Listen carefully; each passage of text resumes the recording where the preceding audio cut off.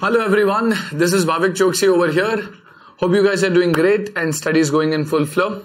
This video is for CA Inter, paper number 5, Advanced Accounting. It's an absolute exam oriented video and it is very helpful for students who are going to appear in the exam, probably just the day before their exam.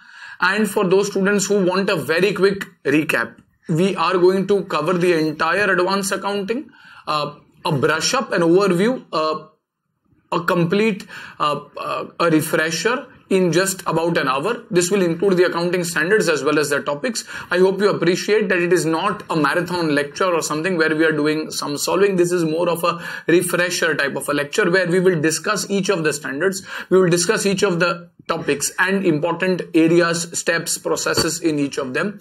There will be no sum solving. It is absolutely exam oriented and exam focused.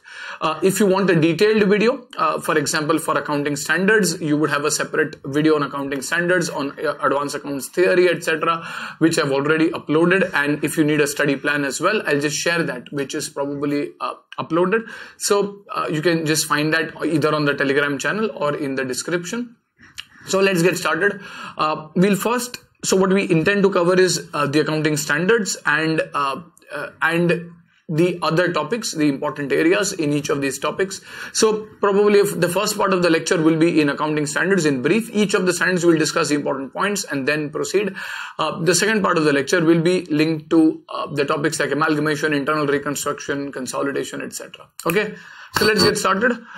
So we look at accounting standards. Now in the sequence in which the accounting standards are, there is first AS4. AS4 largely covers events occurring after the balance sheet date. The post balance sheet period over here refers to the period which starts immediately after the balance sheet date and it continues up to the date when the directors sign the accounts. All the other dates, like the dates when the accountant prepares it, when it is tabled to the shareholders in the general meeting, when it is filed with the regulators, are all irrelevant and do not really matter. What do you do with events occurring during the post balance sheet period? Well, there can be two types of events. There can be adjusting events, which are events which pertain to conditions existing on the balance sheet date.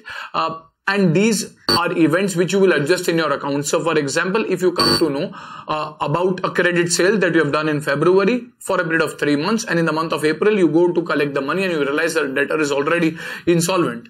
And he was already even insolvent on 31st March, just that you were not aware about it. And hence these are adjusting events. So you will create a provision for bad debts even on 31st March.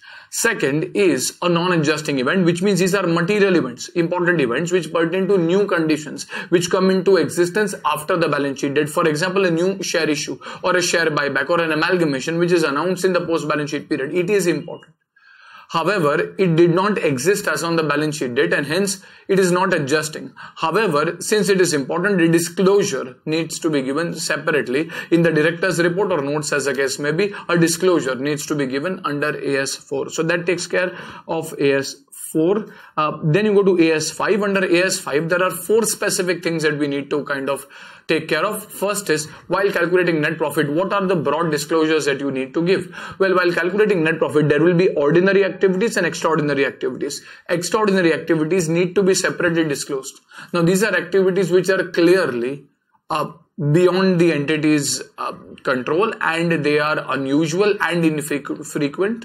Like a lottery winning, for example, or loss by earthquake, for example. These are unusual, infrequent events and hence this has to be recognized and disclosed separately.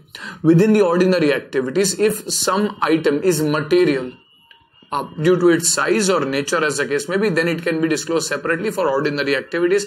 Extraordinary activities have to be shown separately. So that takes care of the net profit part.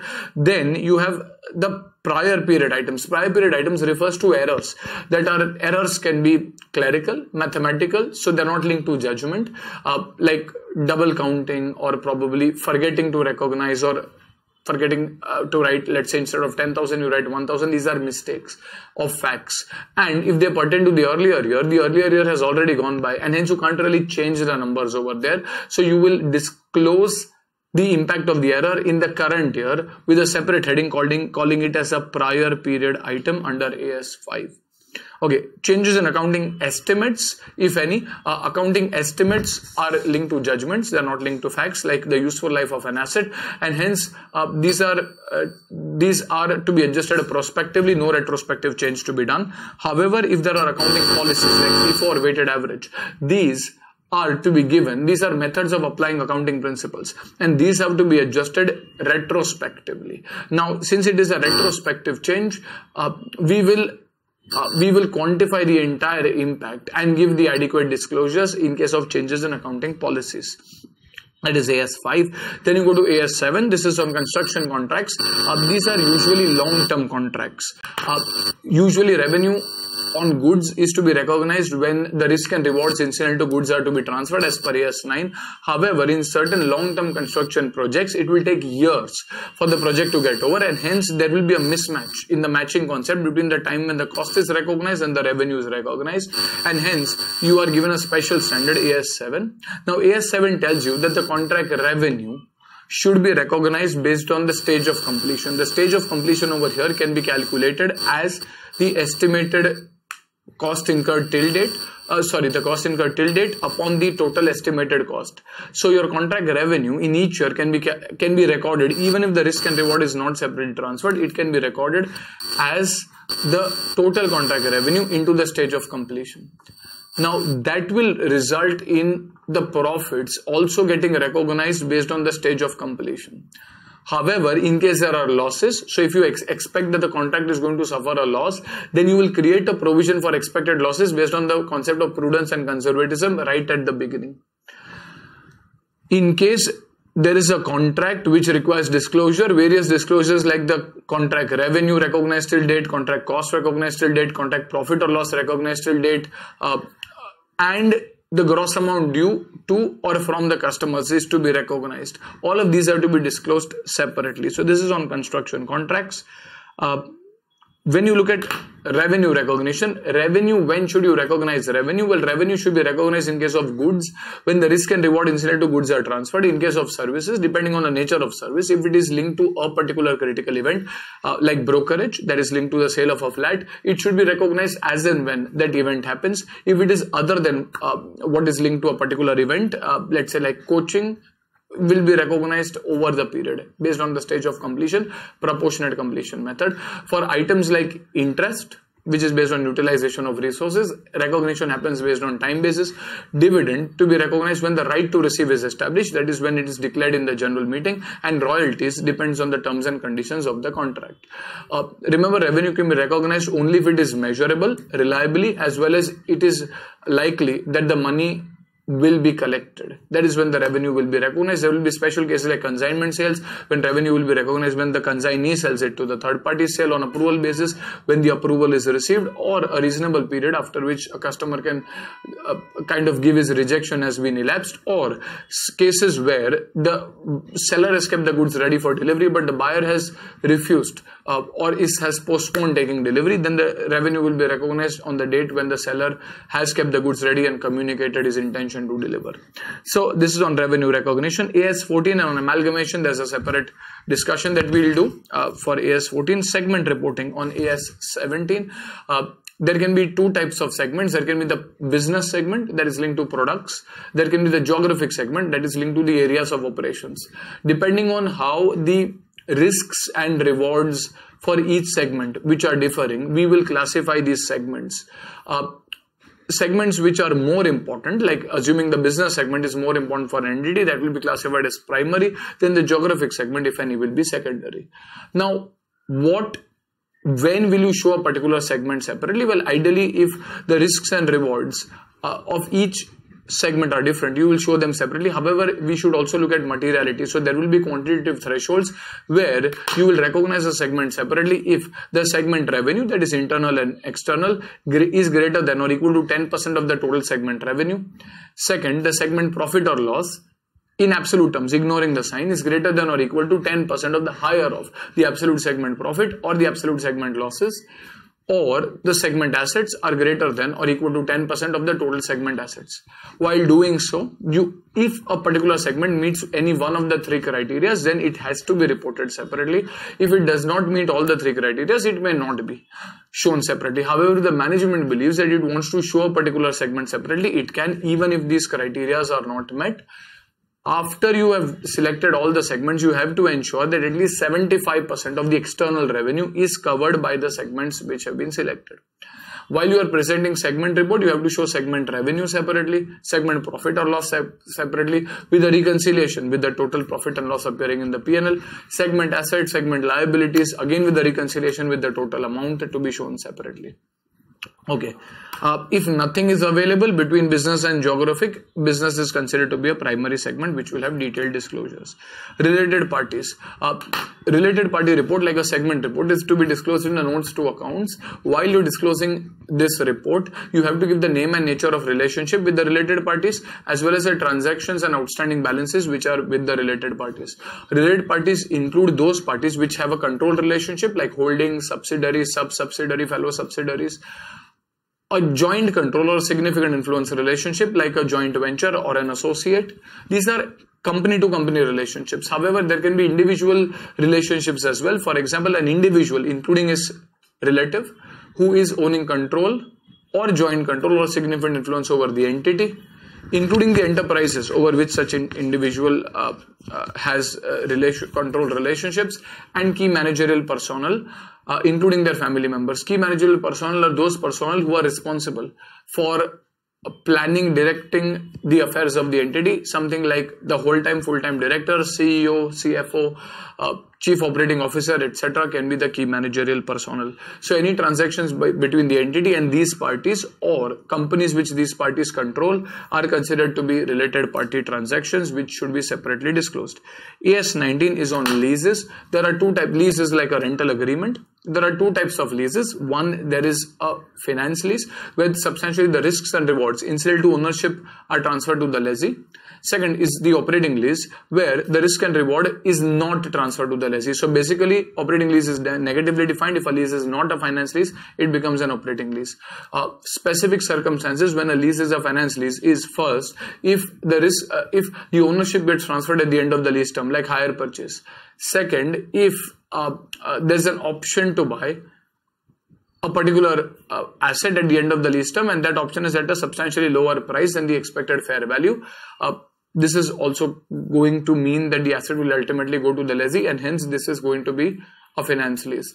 Or if the lease term covers a major part of the economic life, that is more than 75% of the economic life, or the present value of minimum lease payments substantially covered, that is more than 75%, the fair value. That is, you are making a substantially cover is read as more than 90%. That is, you are making a significant amount of payment in today's terms, and hence it must be a lease where risk and reward is transferred, or the asset is of such a specialized nature that anyone other than the lessee cannot really use it without any substantial modifications. If any one of the conditions is satisfied, it is a finance lease, otherwise it is operating. If it is a finance lease, then you will have to, in the books of the lessee, recognize the asset along with the corresponding lease liability. This is to be recognized at the lower of the present value of minimum lease payments from the lessee's perspective, or the fair value of the asset. In each year now, instead of recognizing the rental expense, you will recognize the depreciation expense on the asset, and you will recognize the interest on the lease liability. In case it is an operating lease in the books of the lessee, then you will not recognize asset, not recognize a liability. However, you will recognize a rental expense. So that is rent account debit to bank, and then P&L account debit to rent. While doing so, you will have to remember that if the lease payments are unequal, which means they are different in each year, then you will have to straight line them. So if the lease payments are 10, 20, 30, 40, you will do 10 plus 20 plus 30 plus 40 divided by 4, and the average, let us say 25 per annum, is the lease rent. The balance will go to the deferred rent or lease equalization account, unless there's a systematic basis or reason why they are different, like for example inflation, and you have a 10% escalation. So 10 say 11, 11 say 12.1, you don't need to straight line that. Okay, so that is in the books of lessee. In the books of the lessor, you will in case classified as an operating lease, then you are giving up. If you're classified as a finance lease, then you are giving up substantially the risks and rewards incidental to ownership of the asset, and hence you will de-recognize the asset, and at the same time recognize the lease receivable at what you call as net investment. Net investment is calculated as the present value of minimum lease payments plus the present value of unguaranteed residual value. So once you recognize it, in each year you will recognize finance income. Since the asset is not there, you will not recognize any depreciation, but finance income, that is like interest, will be recognized in each of the years. In case in the books of the ledger it is classified as an operating lease, then you will keep on recognizing the rental income each year, again applying the same straight lining concepts, but also there will be depreciation because you have not parted with the asset as such in the books of the ledger. There can be cases where there is a sale and a leaseback. In case of a sale and a leaseback, and if the leaseback is a finance lease, then whatever is the gain or loss, as the case may be, on the sale and leaseback transaction will be deferred over the lease term in the ratio of depreciation. So over the term, in the ratio of depreciation, you will defer, you will not recognize it immediately. If the leaseback is an operating lease, you will see whether it is an unusual transaction or a usual. And the usual transaction will have the sale price to be even less than or equal to fair value, in which case the gain or loss will immediately be transferred to the profit and loss account. However, if the sale, if the transaction is slightly unusual, where you are selling at a price which is greater than the fair value, then whatever is the excess, selling price minus fair value, will be deferred over the lease term, and then fair value minus WDV will be recognized in the profit and loss immediately. Then you go to AS20, that is earnings per share. There are two types of EPS, basic EPS and diluted EPS. Both of them have to be disclosed separately on the face of the income statement. When we are calculating basic EPS, you will take the profit available for the equity shareholders, that is after tax, after preference dividend, divided by the weighted average number of equity shares. The weights over here will be based on the time for which these shares have been outstanding. In case there are partly paid shares, you will convert them into equivalent fully paid shares. If there are bonus shares or shares which have been split, you will take them from the beginning of the earliest period reported. Since these are shares issued free of cost, and hence for better comparison, you will assume that they were always outstanding. When you look at right shares, you will calculate first the theoretical X rights price, which is the weighted average price. Then calculate the rights adjustment factor, that is the cum rights price or fair value prior to rights upon the theoretical X rights price, and multiply that rights adjustment factor to the share issues which are outstanding prior to the date of rights. This will help you in adjusting the hidden bonus. Then you go to diluted EPS. Diluted EPS, as the name goes, will also consider the potential equity shares, which means shares which have the potential, or instruments which have the potential to become equity shares, like convertible bonds, like convertible debentures, like warrants, options, etc. Now you will, while calculating diluted EPS, you will add back the cost saving on conversion of these instruments, let us say from the beginning of the year. So you will assume that if these instruments were to be converted from the beginning of the year or the date of their issue, whichever is later, so generally the start of the year, and if they were to kind of remain equity shares for the entire year, then I will not have to pay preference dividend or interest. But if I don't have to pay interest, I will not even get that deduction, and hence there will be a tax impact as well. So you will add back, for example, preference dividend. You will add back, for example, interest into 1 minus T, because interest is tax deductible. For options or warrants, there is no expense as such. In the denominator, you will add back the number of shares on conversion, but while doing it for options or warrants, you will try to find the free element, that is the number of shares issued minus the number of options into exercise price divided by the average market price. That will give you the dilutive effect in the options, which you will add in the denominator. If there are multiple potential shares in a single question, then you will first calculate the incremental EPS, that is a cost saving divided by the number of shares to be issued. Second, you will rank them in the order of dilution, so the lowest will go first, and then you will do a step by step, one by one calculation of diluted EPS. It is a fairly complex assessment. If you have done it well and good, otherwise at this stage you can proceed.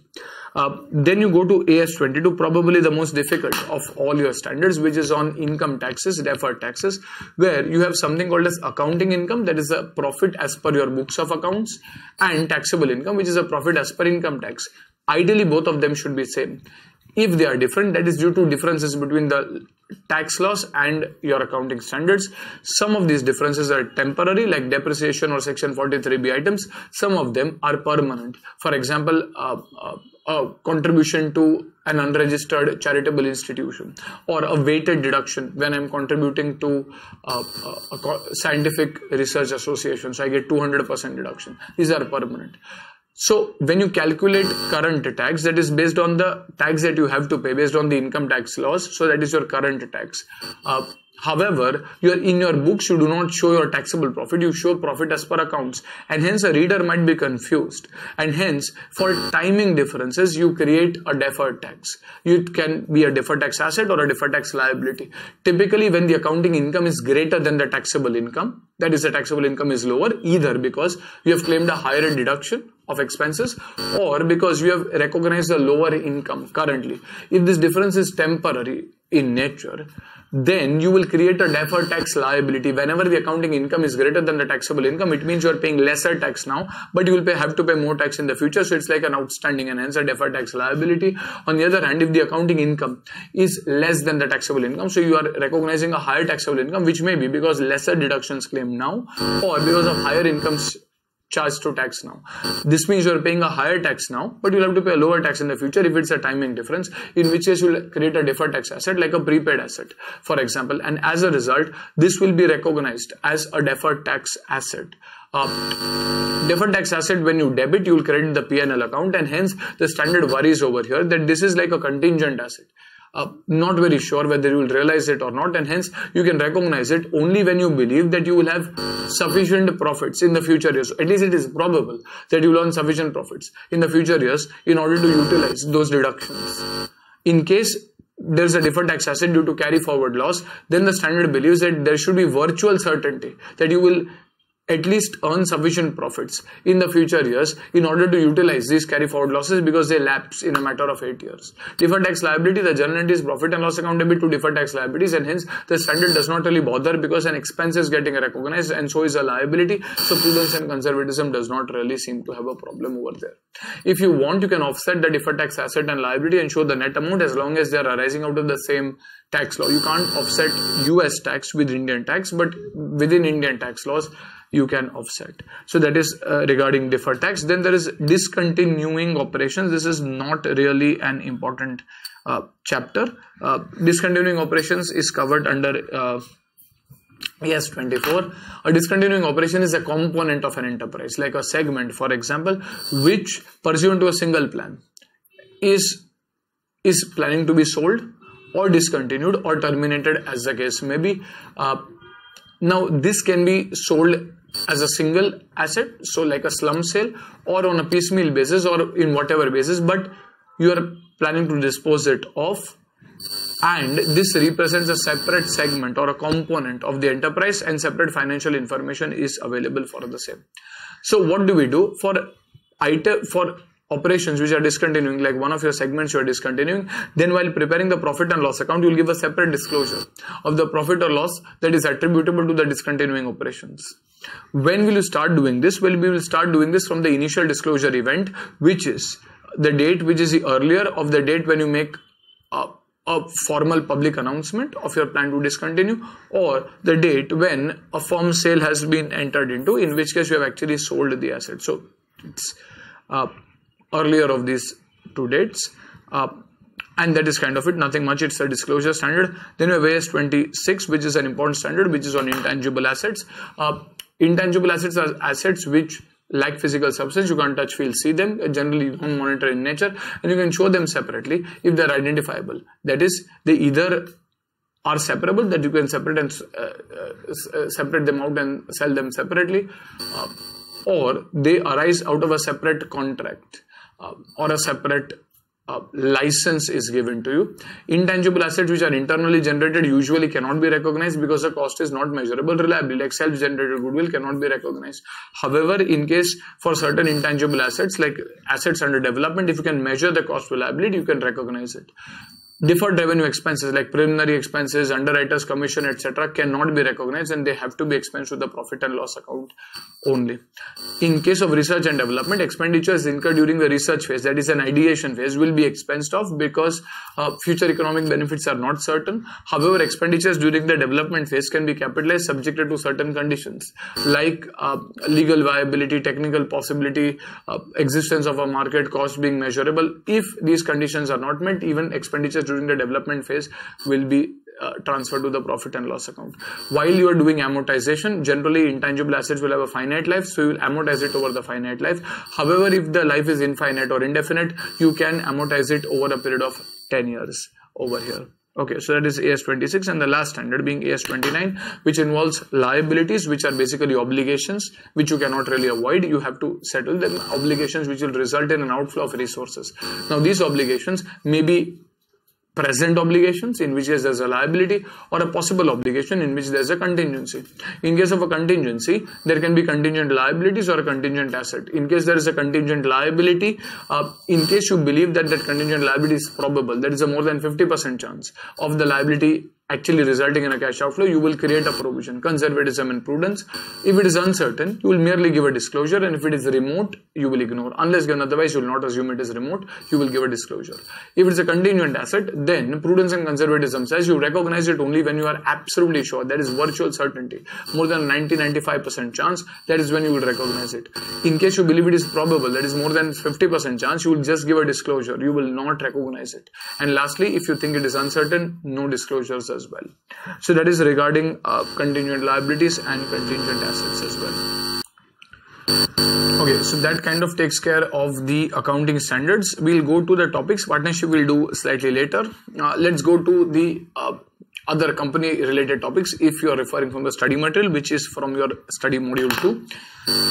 So we go to ESOPs. The accounting for ESOPs is governed by the guidance note. In terms of ESOPs, there are a few key terms like the grant date, the date when all the terms are finalized, the vesting period, that is a period that the employee has to remain in service to be entitled, and then the exercise period in which he can exercise. So while you are accounting for ESOP, you will have to spread whatever is the employee benefit expense over the entire vesting period. Now, how do you calculate the employee benefit or employee compensation expense? It is calculated either by the intrinsic value method or the fair value method. The intrinsic value method tells you that you will have to compare the market price of the equity share with the exercise price. So for example, the market price of the equity share today is 50 and the exercise price is 30. Then the value of the option is 20 rupees.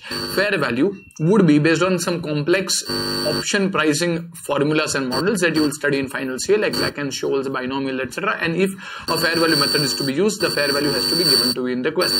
This is the fair value of the option or intrinsic value of the option. So it is like a barter transaction where you are giving the options, and in lieu of that, employee is giving you service, and you're trying to find the value of those services, and hence the journal entries that you usually pass over the vesting period is employee compensation expense account debit to, let us say, stock options outstanding. These stock options outstanding will be shown as a separate line item within, let us say, the shareholders fund section, and once the vesting period is over and you exercise it, there are two possibilities, and the exercise period starts. There are two possibilities. You can either exercise as an employee the option, in which case the company will have to issue shares. The journal entry is bank account debit, stock options outstanding account debit to share capital to securities premium, or there will be lapsing, in which case the stock options outstanding account will be debited and the credit will go to the general reserve. There are a few special circumstances. Usually you will get standard problems on this, but there are a few special circumstances, like cases where there is a possibility that there is a separate condition called as a performance condition, which is linked to the performance of the entity, performance of the employee and the entity, in which case you will spread it over the vesting period, which is expected based on performance. Like usually the vesting period is, let's say, 3 years. Irrespective of how you perform. But however, if it is subject to the employee touching 50,000 rupees of sales for the company, then you will have to estimate the vesting period based on your expectation of when the employee will touch 50,000 of sales, for example. There can also be a rare question where there can be a modification of options, where the employer, after issuing the options, may modify the exercise price, in which case you will have to find the incremental fair value, that is the increase in the fair value due to the modification, and spread it over the remaining vesting period. This is usually in case of ESOPs. Then you go to the next chapter, which is on buyback of securities and shares with differential voting rights. Buyback, I guess, is covered under section 68 of the Companies Act. Buyback can be done out of the proceeds of a fresh issue, or it can be done out of your free reserves. While doing a buyback, you have to remember that these are equity shares which have been of the entity which are being bought back, and they could be bought back at a premium, in which case, let us say your journal entry can be equity share capital account debit, premium on buyback account debit to, let us say, equity shareholders. You will have to pay off these equity shareholders, and hence ultimately when you pay them off, the journal entry will be equity shareholders account debit to bank. Then once you are writing off the premium on redemption, you can write this premium not on redemption, premium on buyback can be written off against the securities premium or the free reserves, that is the general reserve or the profit and loss account. In case there is no fresh issue of shares and still you are doing a buyback, in which case you will have to transfer an amount equivalent to the face value of the equity shares bought back into a separate account called as a capital redemption reserve. This is out of the free reserves, that is CRR will be created out of the profit and loss account or the general reserve. You will transfer an equivalent amount to, let us say, the CRR, and the CRR can be used only for the purpose of issuing fully paid bonus shares. Now, there are certain limits beyond which the buyback cannot happen. Obviously, buyback can happen subject to the terms of the Articles of Association. Apart from that, there are certain limits which is on the number of shares that can be bought back, the maximum resources that can be used for the purpose of buyback, as well as the debt to equity ratio. Over here, the resources and the number of shares can be 25% of, let us say, the paid up capital plus free reserves. That is a maximum amount of money that you can spend for the buyback, as well as the number of shares if you take it in numerical terms. And the debt to equity ratio over here should be not greater than 2:1 after the buyback. So there can be problems which can test these limits as well. Then you have shares with differential rights. You cannot issue preference shares which are having differential rights, but equity shares subjected to certain company law compliances can be issued with differential rights. Preference shares generally do not have voting. However, they will get voting in matters which affect the preference shares, like for example, redemption of preference shares, or in case the preference shares payment have remained overdue for a period of more than 2 years, in which case preference shares will also get voting rights, which is proportionate to equity shares. So for example, there are 100 equity shares and 50 preference shares, then your total share capital will be assumed to be 150, and accordingly your voting percentage will be kind of determined. Then you have amalgamation, an almost certain question in the exam. Amalgamation can be of two types: amalgamation in the nature of merger and in the nature of purchase. Amalgamation in the nature of merger is triggered if a few conditions are satisfied, like all assets and liabilities are taken over at book value, more than 90% of the shareholders of the selling company continue in the new company, the same business is continued, and the PC is discharged in the form of shares only. So this is more like a reorganization rather than an acquisition, in which case pooling of interest method will apply and you will take over all assets and liabilities at book value. Even the reserves will be taken over in such a case, and there will be no goodwill created. But in case there's a difference between the purchase consideration and the net assets taken over, including the reserves, you will adjust it against the general reserve. This is a relatively lesser important case as compared to the acquisition method, where if amalgamation is not in the nature of merger, then it is in the nature of purchase, in which case the purchase method or acquisition method will be followed. The steps that you will use over here is step number 1, calculate purchase consideration, that is PC. Purchase consideration is the payment that you are making to the shareholders, that is payment that you are making to owners, can be equity shareholders or preference shareholders.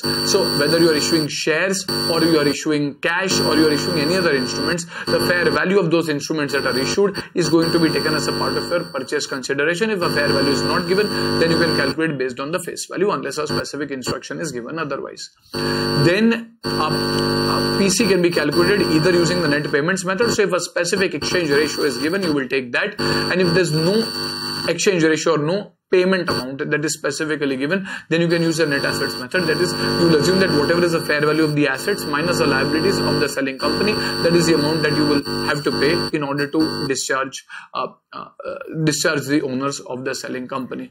After calculating PC, you will calculate net assets taken over. As per the acquisition method, you will take over all assets and liabilities of the selling company at the fair value. So you will take over each and every asset, land, building, machinery, inventory, debtors, each and every liability like debentures, creditors, etc. at the fair value.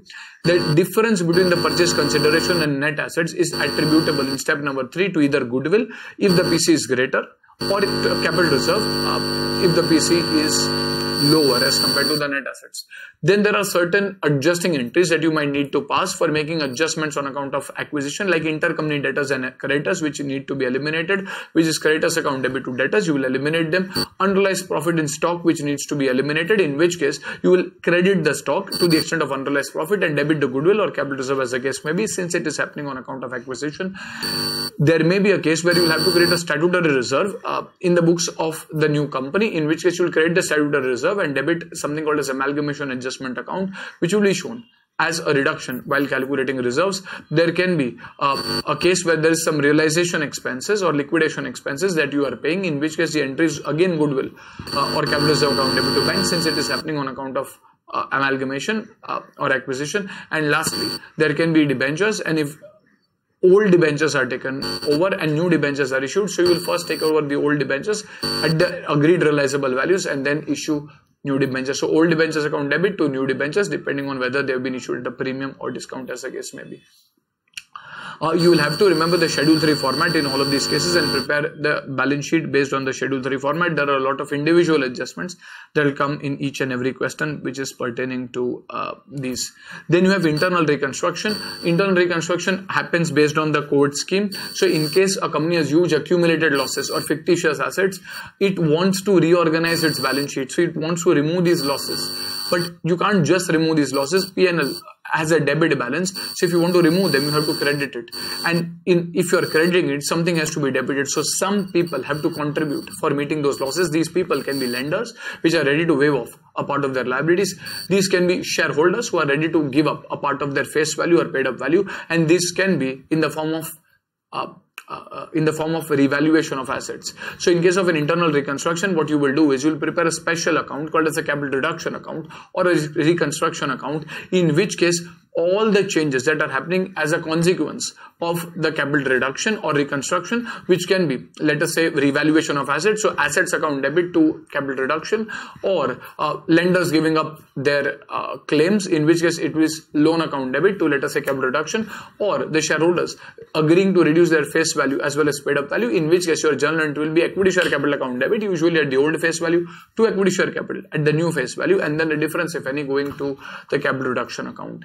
And the difference, if any, so once you have taken all of these, then you can write off your accumulated losses and fictitious assets like preliminary expenses not written off against a capital reduction account. That is the purpose of the capital reduction. So your journal entry will be capital reduction account debit to all of these reserves, and then your capital reduction account should ideally balance. If it does not balance, then the balancing figure, if any, will be taken to the capital reserve usually. There can be some special transactions where you might do a share split or even a share surrender, and these are two special cases that you might need to go through. Then you have liquidation of companies. At the time of liquidation can actually be done under the Companies Act or under the Insolvency and Bankruptcy Code. The insolvency and bankruptcy related liquidation is going to be covered under your final CN, not covered over here. While you are doing liquidation, you will have to submit to the tribunal, the National NCLT, National Company Law Tribunal. You will have to submit a liquidator's statement of affairs for them to figure out whether it is fair to liquidate the company or not. A statement of affairs is prepared on an estimated basis. It is prepared by a liquidator who kind of gives a report to the tribunal or the court, which mentions the estimated realizable values that you will get on the assets, or how much is the liabilities that you have to settle. And based on that and other legal formalities, an approval is given to go ahead and do a liquidation. So while preparing a statement of affairs, there are, I think, 8 lists that you should know. List A will cover assets not specifically pledged. This is at the realizable values. You will directly show the realizable values, not even show the cost or the book values. Second is the assets specifically pledged. List B. In these assets, you will show the value of the asset along with the liability.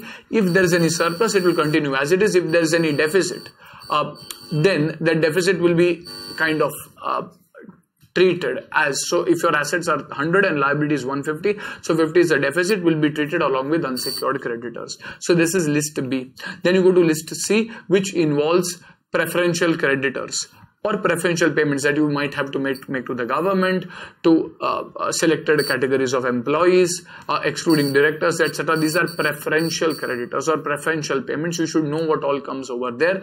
Then you have debentures or whichever floating charge over the entity, that is list D. Then you have unsecured creditors. Everything else which is not covered under preferential or debentures will come over here. So that is on your that is on, let us say, your unsecured creditors. I think that is list A, B, C, D, E. Okay, so that is list E. Then you have list F, which covers the preference shares. So how much is the estimated payment to be made to the preferences after all of these outside liabilities are paid? And the next list will be, I think, list G, which is your equity shares. The amount that is to be paid to the equity shares, and if there is a deficiency, then that is under list H, which is a deficiency. Do you have to prepare a deficiency account always? No, you can just show the deficiency and leave it. However, if the question specifically tells you to also prepare a statement of deficiency, then there is a process where you will take the profit or loss balance or accumulated losses, the net worth 3 years back, and then after that, in the next 3 years, all the changes that are happening, the losses, the profits, the changes in the value of the assets, you will calculate and try to tell the reader on why the deficiency is currently arising. This is the statement of affairs. There can be a statement of account which is asked, which is actually prepared in a T form where there's receipts and payments. Statement of account is to be prepared. Statement of affairs is prepared at the start while you're starting the liquidation process on an estimated basis, whereas statement of account is at the end. Once a liquidation is done, I'm submitting a final report, not an estimated basis on how much receipts I've received from the sale of assets, from calls that I've made and received from contributories, and how much have I actually paid.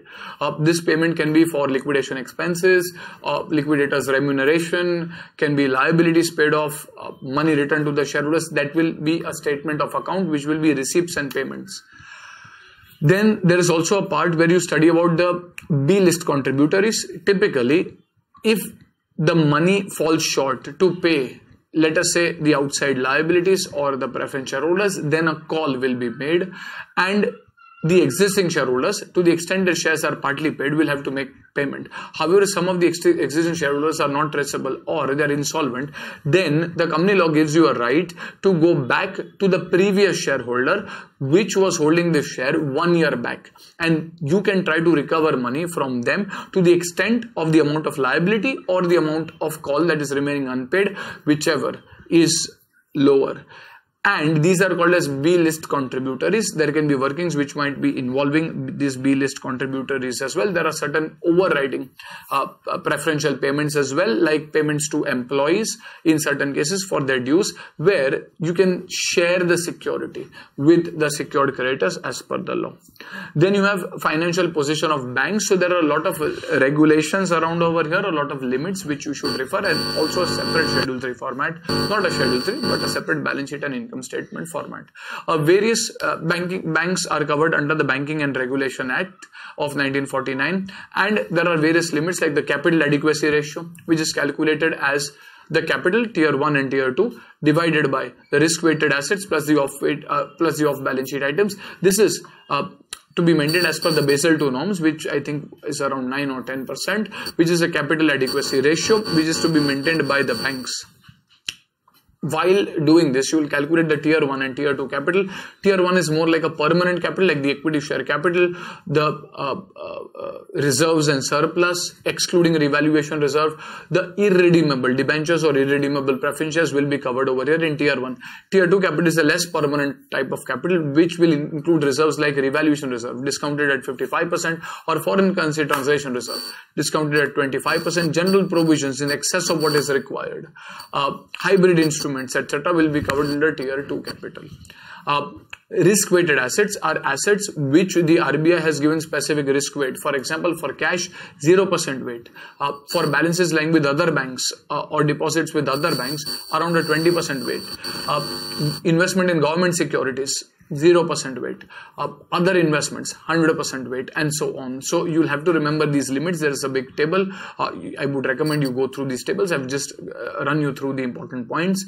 Apart from that, there is a provisioning requirement that is there in case of banks, where you have to create a provision for the type of assets. Now, before you go into that, you need to understand what is a non-performing asset and what is a regular asset. A non-performing asset is any asset where the amount of payments that can be due to interest or principal are overdue for 90 or more than 90 days, then it is considered to be a non-performing asset.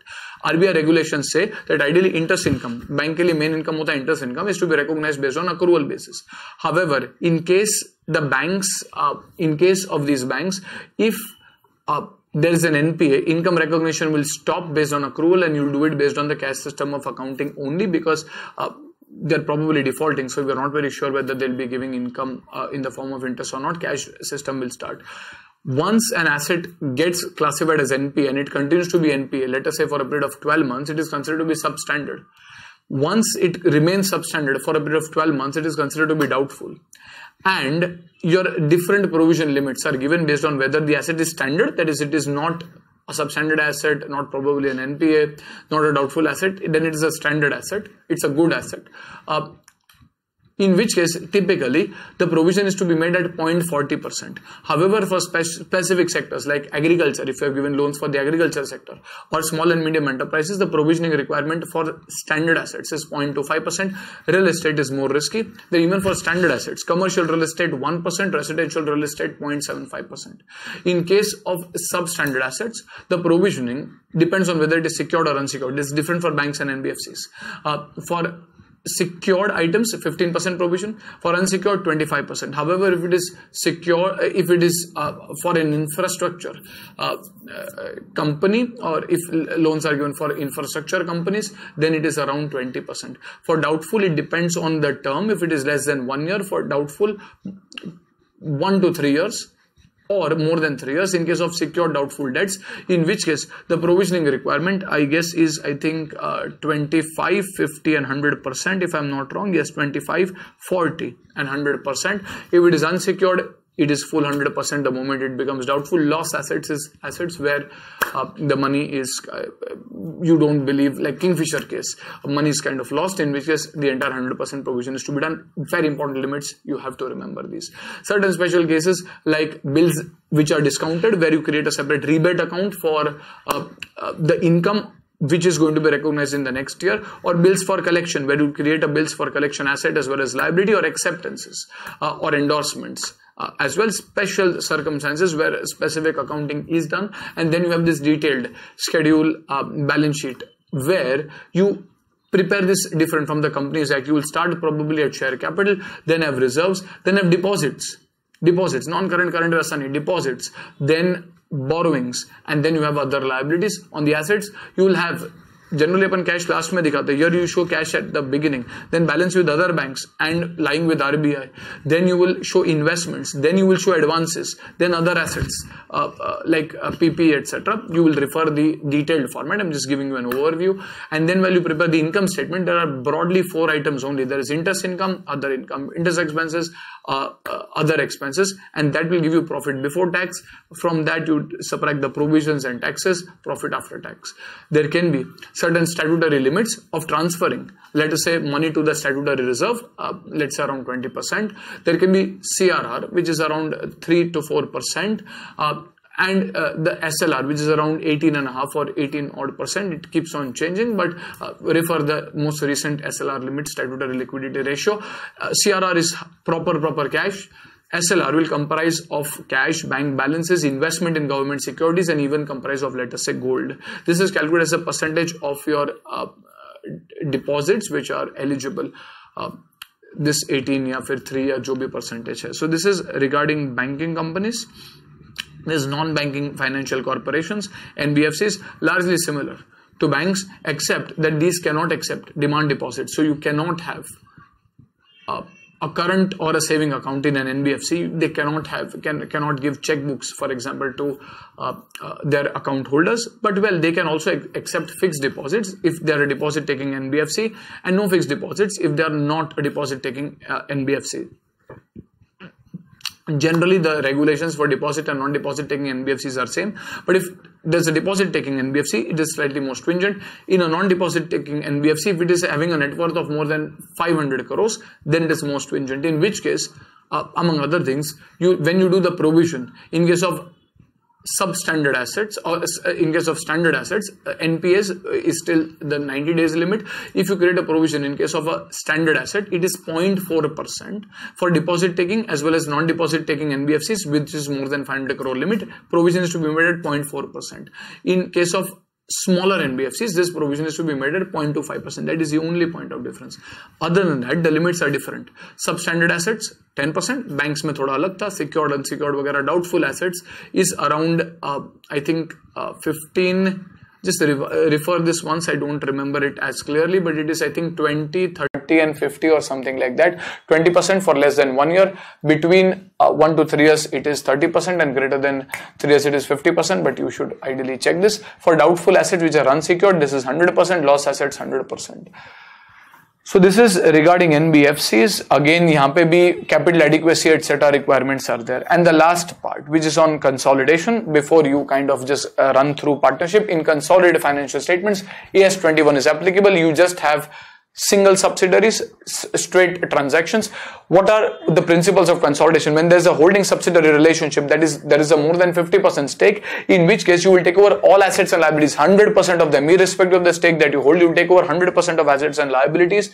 And if you're holding a 70% stake, but you've taken over assets and liabilities which are 100%, then the remaining 30% you create what is called as a minority interest, which is the non-controlling owners.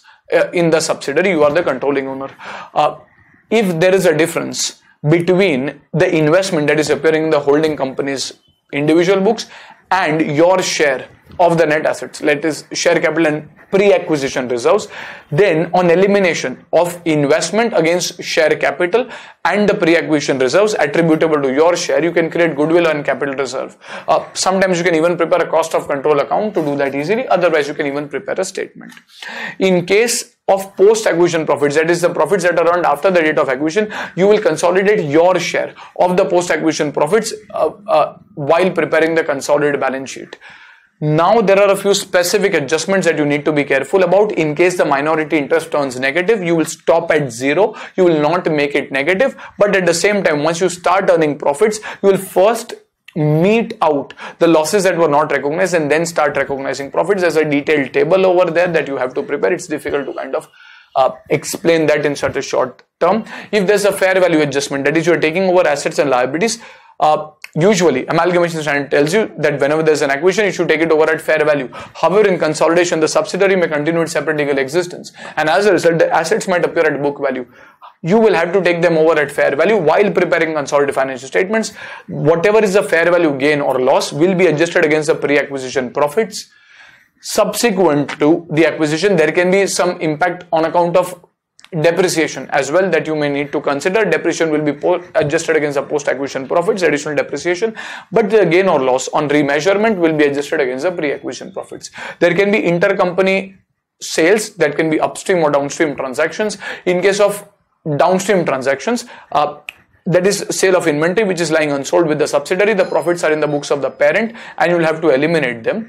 In case of upstream transactions, the profits are in the books of the subsidiary and you will have to eliminate them, and hence the impact is given between the parent and minority interest both.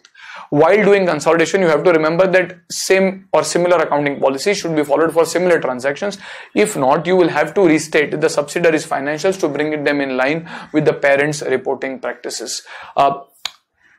Minorities' interest is to be shown separately between the shareholders' funds and non-current liabilities, and you will prepare a Schedule 3 balance sheet for the consolidation. So it's a very, very quick overview on this, though you'll need definitely more practice on this. You can also be asked to prepare, though rarely, a consolidated profit and loss account, in which case you will consolidate all items of revenue, expenses, profits, and at the end show how much of the profit is attributable to the minority interest holders. So full consolidation of incomes and expenses, and at the end whatever is the profit, you will show how much of the profit is attributable to minorities and how much of it is attributable to the parent. Okay. At the beginning we had kind of said that we'll discuss about this partnership part at the end. Usually students have with InterCN Foundation, you have done partnership a lot, you will get probably a 10 or 15 mark weightage over here. Dissolution of partnership can happen due to various factors. While doing dissolution, you have to remember certain principles, that how will the loss on dissolution or gain on dissolution or realization be shared. Usually, if there is a profit or loss, it is to be shared in the profit sharing ratio. However, if some of the partners is having a debit balance, that because a partnership, unlike a company, in case of a partnership, there is joint